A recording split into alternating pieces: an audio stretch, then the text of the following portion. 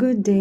ഈ പരിപാടി കൊള്ളാട്ടോ. ഞാൻ കുറച്ച് ബട്ടർ വാങ്ങിച്ചു വെച്ചിട്ടുണ്ടായിരുന്നു. അത് വെച്ചിട്ട് ഞാനൊന്ന് ഗീ ആക്കി നോക്കി കേട്ടോ. എന്തായാലും സംഭവം നല്ല സെറ്റായി. നമ്മുടെ നാട്ടിലുണ്ടാക്കുന്ന ആ ഗീയുടെ അതേ ഒരു സംഭവം തന്നെയാണ് കേട്ടോ.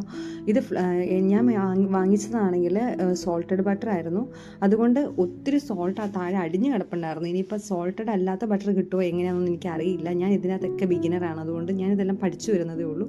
പിന്നെ ഇത് അടുപ്പത്ത് വെച്ച് തിളച്ച് വരുമ്പോഴത്തേക്കും നമുക്ക് ചെറുപയർ മുളപ്പിച്ച് വെച്ചത് എടുത്തൊന്ന് വേവിച്ചെടുക്കാനുണ്ട്. പിന്നെ വഴുതനങ്ങ മുറിച്ച് വെച്ചിട്ട് വഴുതനങ്ങ കറിയാക്കാനുണ്ട്. പിന്നെ മീനും വറക്കാനുണ്ട്, ചോറ് കൂടാനുണ്ട്. ഇത്രയും കാര്യങ്ങൾ നമുക്ക് ഇതിലേക്ക് ചെയ്യാനുണ്ട് കേട്ടോ. എന്തായാലും ആദ്യമായിട്ട് പാത്രം ചെറുതായി പോയതുകൊണ്ട് ഞാൻ പാത്രം മാറ്റി വലിയൊരു പാത്രത്തിലേക്ക് ഒഴിച്ചു വെച്ചിട്ടുണ്ട്. അന്നേരത്തേക്ക് നമ്മുടെ ചെറുപയർ വെന്ത് വന്നിട്ടുണ്ട്. പിന്നെ വഴുതനങ്ങ ഞാനിങ്ങനെ മുളക് പുരട്ടി വെക്കുകയും ചെയ്തു കേട്ടോ. അത് കഴിഞ്ഞിട്ട് വഴുതനങ്ങ ഞാൻ എണ്ണയിലിട്ടിട്ട് ഇച്ചിരി മൂപ്പിച്ചെടുത്തിട്ടുണ്ട്. എനിക്കിതിൻ്റെയൊക്കെ കറക്റ്റ് പേരൊന്നും പറയാൻ അറിയില്ല, കാരണം ഞാൻ കുക്കിങ്ങിനകത്ത് അത്ര എക്സ്പേർട്ടൊന്നുമല്ല. പിന്നെ അത് തൈരിനകത്തേക്ക് ഇട്ടിട്ട്, ഇത് വഴുതനങ്ങ ചൂടാറി കഴിഞ്ഞ് കഴിഞ്ഞിട്ടാണ് കേട്ടോ തൈരിനകത്തേക്ക് ഇട്ട് മിക്സ് ചെയ്യുന്നത്. ഈ കറിയുടെ പേരെന്താണെന്നും എനിക്ക് പറയാൻ അറിയില്ല.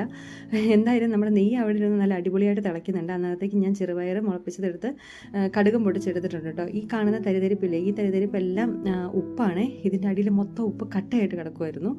ബട്ടർ നല്ല അടിപൊളിയായിട്ട് തിളച്ച് നല്ലപോലെ തെളിഞ്ഞു വന്നിട്ടുണ്ട് കേട്ടോ.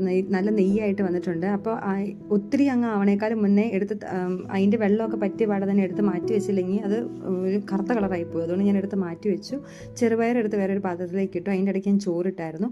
പിന്നെ മീൻ, ഇത് ഫ്രോസൺ മീനായിരുന്നു. ഇതിങ്ങനെ വലിയ വലിയ പീസായിട്ടാണ് കിട്ടുന്നത്. അത് ഞാനൊന്ന് മുറിച്ചെടുക്കാൻ ഇച്ചിരി പാടുപെട്ടു കേട്ടോ. പിന്നെ മീൻ ഞാൻ വേറെ എണ്ണയൊന്നും ഒഴിച്ചു കൊടുത്തില്ല, ബിക്കോസ് നല്ല നെയ്യുള്ള മീനായിരുന്നു. അങ്ങനെ ആ നെയ്യിൽ തന്നെ മീനും കൂടെ വറുത്തെടുത്തു.